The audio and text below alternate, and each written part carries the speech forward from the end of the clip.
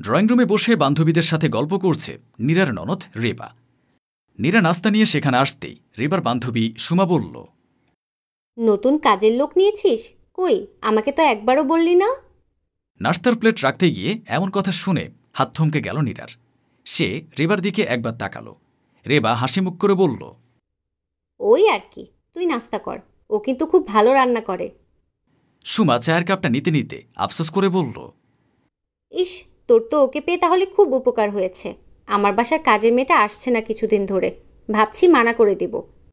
তুই একটু তোর বুয়াকে বলে দেখ না, যদি আমার বাসায় ও কাজ করে দেয় খুব উপকার হবে রে তাহলে। রেবা কিছু না বলে শুধু হাসল। হালকা গলায় শুধু বলল। নীরা দ্রুত পায়ে সেখান থেকে চলে গেল। আচ্ছা বলবো, তুই কিছু ভাবিস না, খুব উপকার হবে রে। জানিসই তো আজকাল কাজের লোকের কি ডিমান্ড, তারাই যেন দেশের হর্তাকর্তা। ভালো কাজের লোক পাওয়া তো আমাবস্যার চাঁদ দেখার মতো। তা বেতন কত দিস ওকে? তুই কি নিয়ে পড়লি বলতো? এতদিন পর এলি, কই গল্প করব আড্ডা দিব, তা না করে কাজের বুয়া খুঁজতে লেগে গেলি। সুমা হাসল। দুই বান্ধবী গল্পে মেতে উঠল। নীরা নিজের রুমে গিয়ে শুয়ে শুয়ে চোখের পানি ফেলছে। রেবা সুমাকে বিদায় দিয়ে নীরার রুমে এলো। নীরাকে কাঁদতে দেখে রাগী গলায় বলল, কাঁদছো কেন? আর তোমাকে কে বলেছে ওখানে ওর সামনে যেতে? নিজের এই কুৎসিত মুখটা নিয়ে মানুষের সামনে যেতে লজ্জা করে না তোমার? আবার রুমে এসে ঢং করে কাদা হচ্ছে। একদম ন্যাকামি করবে না। নীরার এবার রাগী গলা শুনে উঠে বসেছে। রেবার দিকে তাকিয়ে ভেজা গলায় বলে, আমি তোমার ভাবি হই রেবা, নিজের বন্ধুদের সামনে আমাকে কাজের লোক বলতে তোমার একটু বিবেকে বাঁধলো না? রেবা বিরক্ত গলায় বলল, কিসের ভাবি? নিজের চেহারা দেখেছো আয়নায়? এই চেহারা নিয়ে কিভাবে এখনো বেঁচে আছো আমি তো তাই বুঝতে পারি না। তোমাকে ভাবি বলে পরিচয় দিয়ে আমি নিজের মানসম্মান খোয়াতে চাই না। ভাইয়া যে কী দেখে তোমাকে বিয়ে করেছে একমাত্র সেই ভালো জানে। আমি কালো বলে আমাকে এত অবজ্ঞা করছো? আমি তো আল্লাহরই সৃষ্টি, আমি তো নিজেকে নিজে তৈরি করিনি, তাহলে আমাকে অবজ্ঞা করার কারণ কি? তোমাকে যে সৃষ্টি করেছে আমাকেও সেই সৃষ্টি করেছে, তাহলে কি নিয়ে এত অহংকার তোমার? বেশি বড় বড় কথা বলো না, তোমার কথা শুনলেও আমার গা ঘিন ঘিন করে। একটা কথা কান খুলে শুনে রাখো, আর কখনো আমার বন্ধুরা বাসায় এলে তুমি তাদের সামনে যাবে না, কথাটা মনে থাকে যেন। এত অহংকার করো না রেবা, তুমিও একবারই বউ হবে, সেখানে যদি তোমার ননদ তোমার সাথে এমন ব্যবহার করে তখন তোমার কেমন লাগবে? আমাকে কি তুমি নিজের মতো ভাবছো নাকি? কোথায় তুমি আর কোথায় আমি? ভুল করো আর কোনোদিন নিজের সাথে আমার তুলনা করবে না, এর ফল কিন্তু ভালো হবে না। রেবা গটগট করে বেরিয়ে চলে গেল। নীরা ভেজা চোখে চুপচাপ বসে রইল নিজের রুমে। নীরার শাশুড়ি নিজের রুমে নীরাকে ডেকে বলল, শোনো, কাল রেবাকে দেখতে আসবে, সব কিছুর আয়োজন ঠিকভাবে করবে, কোনো কিছুর কমতি যেন না থাকে। নীরা মাথা নিচু করে নিচু গলায় বলল, ঠিক আছে মা, এবার যাও, এখানে সঙ্গের মতো দাঁড়িয়ে থেকো না। নীরা চুপচাপ বেরিয়ে গেল। রাতে তার স্বামী রবিন বাসে এলে সে শান্ত গলায় বলল, তোমার ফ্যামিলির কেউ আমাকে পছন্দ করে না, তাই না? রবিন ভ্রুকুচকে নীরার দিকে তাকিয়ে বলল, হঠাৎ একথা বলছো যে? দেখো রবিন, আমি কোনো অসহায় মেয়ে নই, হতে পারি আমি দেখতে অসুন্দর, আমার গায়ের রং চকচকে নয়, তাই বলে আমার আত্মসম্মান নেই, এটা ভাবা বোকামি নয় কি? আরে কি হয়েছে বলবে তো? এত ঘুরিয়ে পেঁচিয়ে কথা বলা আমি পছন্দ করি না, তা তুমি জানো।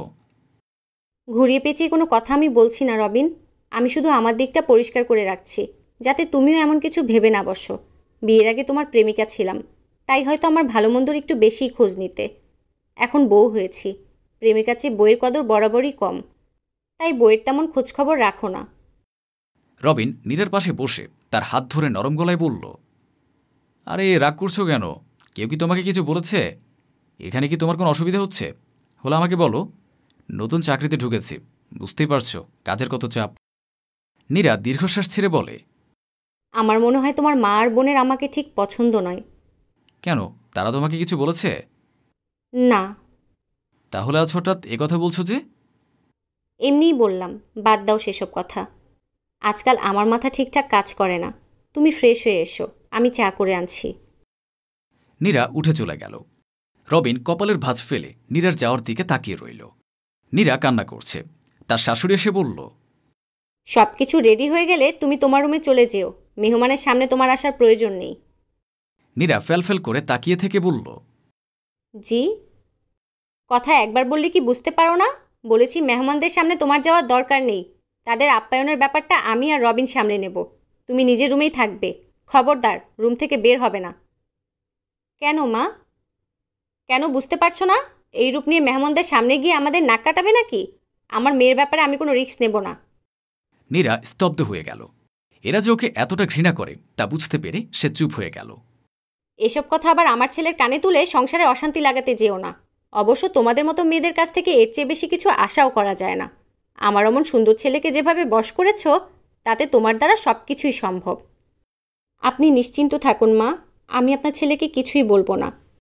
তবে একটা কথা না বলে পারছি না, আমাকে যখন এতই অপছন্দ আপনাদের, তখন বিয়েতে অমত করলেই তো পারতেন। আমি তো আর জোর করে আপনাদের বাসায় এসে উঠিনি, আপনারা নিজে গিয়ে আমাকে নিয়ে এসেছেন। তাহলে এখন এত অপমান অবজ্ঞা কেন? পারলে কি আর অমত করতাম না? ছেলের তো তোমাকেই চাই, তাই শত চেষ্টা করেও বিয়েটা আটকাতে পারিনি। তাই বলে তোমাকে মেনে নিয়েছি সেটা ভাবার ভুল করো না। অযথা ন্যাকাকান্না না করে রান্নাটা ঠিকঠাক করে করো। নীরার শাশুড়ি মুখ বাঁকিয়ে চলে গেল। নীরা সেদিকে তাকিয়ে মনে মনে একটা কঠিন সিদ্ধান্ত নিল। রেবা সাজগোজ খুলে রাখছে। সুমা তার সামনে বসে খুশি হয়ে বলল, তোর হবু শ্বশুরবাড়ির মানুষ তো দেখছি অনেক বড় লোক। তোর ননদকে দেখে মনে হলো বিদেশে থাকে। রেবা লজ্জামাখা গলায় বলল, হ্যাঁ, ওনারা সবাই কানাডাতে ছিল, বছরখানেক হলো দেশে ফিরেছেন। তোর ভাগ্য তো দেখছি অনেক ভালো, এত বড় ঘরে বিয়ে হচ্ছে। বিয়ের পর আবার আমাদের ভুলে যাবি না তো? আরে ধুর, কি যে বলিস না তুই। আচ্ছা শোন, মাথাটা খুব ধরেছে, তোদের বুয়াকে বল না এক কাপ কফি করে দিতে। রেবা বিব্রত চোখে সুমার দিকে তাকালো। তখন রবিন রেবার রুমে এলো। কি নিয়ে কথা হচ্ছে? রেবার হবু শ্বশুরবাড়ি নিয়ে কথা হচ্ছিল ভাইয়া। রবিন রেবার মাথায় হাত রেখে বলল, কিরে, ছেলে পছন্দ হয়েছে তো? রেবা মাথা নিচু করে মুচকি হাসল। রবিন হালকা হেসে রেবার মাথায় হাত বুলিয়ে দিল। তোরা গল্প কর, আমি আসছি। ভাইয়া, আপনাদের বুয়াকে বলবেন আমাদের 2 কাপ কফি দিয়ে যেতে। রবিন ভ্রুকুচকে বলল, আমাদের বাসায় বউ আসবে কোথা থেকে? আরে ওই দিনই তো দেখলাম কালো করে একটা মেয়েকে। রবিন চোয়াল শক্ত করে রেবার দিকে তাকালো। রেবা কাচুমুচু হয়ে দাঁড়িয়ে আছে। ও আমার স্ত্রী। কি বলছেন ভাইয়া? আপনি বিয়ে করেছেন? হ্যাঁ, কিছুদিন হলো। আমি জানতাম না ভাইয়া। তেমন করে অনুষ্ঠান করা হয়নি। ও, তাহলে আপনি ভুল ভেবেছেন ভাইয়া। আমি ভাবিকে কেন বুয়া ভাবতে যাব? ওইটা বুয়াই ছিল, রেবা নিজে আমাকে বলেছে। রবিন শক্ত চোখে রেবার দিকে তাকালো। রেবা কপালের ঘাম মুছছে। রবিন রেবার খাবড়ে যাওয়া মুখ দেখে গলা উঁচু করে নীরাকে ডাকল, নীরা, একটু এ রুমে আসো। সুমা বিব্রত চোখে রেবা আর রবিনকে দেখছে। নীরা শুয়েছিল। রবিনের ডাক শুনে উঠে বসল। চোখের পানি মুছে রেবার রুমে আসলো। সুমা, একে রেবা কাজের বুয়া বলে পরিচয় করিয়ে দিয়েছে? সুমা বিব্রত চোখে রেবার দিকে তাকিয়ে মাথা নিচু করে নিল। রবিন সেদিকে তাকিয়ে নীরার হাত ধরে তার পাশে দাঁড় করিয়ে দিয়ে বলল, সুমা, ওর নাম হচ্ছে নীরা, আমার স্ত্রী। আশা করি বুঝতে পেরেছ। সরি ভাইয়া, সরি ভাবি, সেদিনের ব্যবহারের জন্য আমি সত্যিই খুব লজ্জিত। রবিন কিছু না বলে নীরার হাত ধরে হনহন করে বেরিয়ে চলে গেল। রবিন তার মায়ের রুমে বসে আছে। রেবা এক পাশে চুপচাপ দাঁড়িয়ে আছে। নীরা দরজার পাশে দাঁড়ানো। ওই বাসা থেকে কল এসেছিল, তারা রেবাকে পছন্দ করেছে। আগামী শুক্রবারই ঘরোয়াভাবে বিয়েটা সেরে ফেলতে চাইছে। রবিন মাথা নিচু করে বলল, নীরার শাশুড়ি আমতামতা করে বলল, তুই নীরাকে ওর বাবার বাসায় রেখে আয়। আমি চাই না রেবার শ্বশুরবাড়ি কেউ নীরাকে নিয়ে আমাদের ছোট করুক। ওর বিয়েতে থাকার দরকার নেই। ঠিক আছে। নীরা অবাক হয়ে রবিনের দিকে তাকালো। রেবা নীরার দিকে তাকিয়ে তাচ্ছিলের সাথে হাসল। রবিন রুমে এসে নীরাকে আদেশ করার মতো করে বলল, নিজের প্রয়োজনীয় সব কিছু গুছিয়ে নাও, সাথে আমার জামাকাপড়ও। নীরা রাগ আর অভিমান মেশানো গলায় বলল, তোমার কাপড় গোছাবো কেন? রবিন কান্নারত নীরার হাত ধরে বলল, আমাকে ক্ষমা করে দাও নীরা, তোমাকে এত কিছু সহ্য করতে হয়েছে আমি ভাবতেও পারিনি। তুমি সব কিছু গুছিয়ে নাও, আমি গাড়ি ঠিক করে আসছি। নীরা আর রবিন একসাথে ব্যাগ নিয়ে বের হলো। রেবা আর তার মা ড্রয়িং রুমে বসে আছে। রবিন তার মায়ের সামনে দাঁড়িয়ে বলল, মা, আমি নীরাকে নিয়ে আলাদা বাসে উঠছি। নীরার এই বাড়িতে ফিরে আসবে না। তুই আমাদের ছেড়ে আলাদা হয়ে যাচ্ছিস? হ্যাঁ মা, তবে তোমাদের প্রতি আমার সব দায়িত্ব আমি পালন করব। নীরা আমার স্ত্রী, ওর অপমান আমি আর সহ্য করতে পারছি না। তোমরা ওকে কতটা ঘৃণা করো ভাবতে আমার গা শিউরে উঠছে। আমার ছোট বোনকে কাজের বুয়া বলে পরিচয় করিয়ে দেয়, আর তুমি ওকে ছেলের বউ হিসেবে পরিচয় করিয়ে দিতে লজ্জা পাও। তাই তোমাদের আর অসুবিধায় ফেললাম না। আমি নীরাকে নিয়ে আলাদা থাকলেই সবার জন্য ভালো। রবিন তার মাকে কিছু বলতে না দিয়ে নীরার হাত ধরে বেরিয়ে গেল। নীরা হাসি মুখে তার স্বামীর সাথে নিজের নতুন গন্তব্যে বেরিয়ে পড়ল।